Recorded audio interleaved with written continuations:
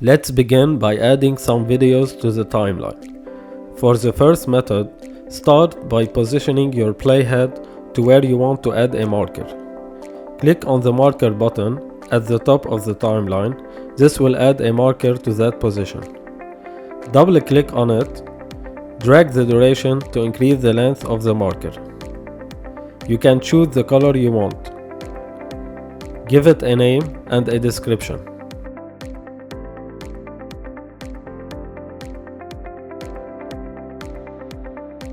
Now, if you hover over the marker, you can see the marker name and description.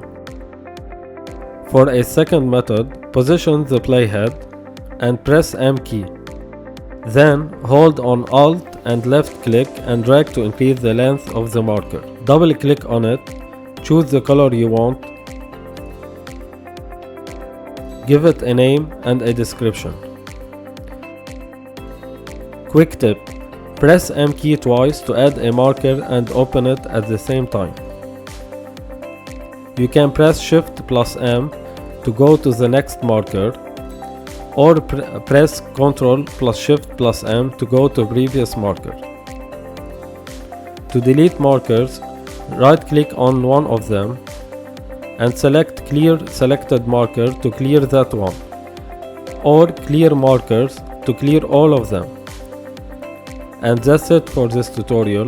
Thanks for watching and see you next time. Don't forget to hit subscribe button for more content.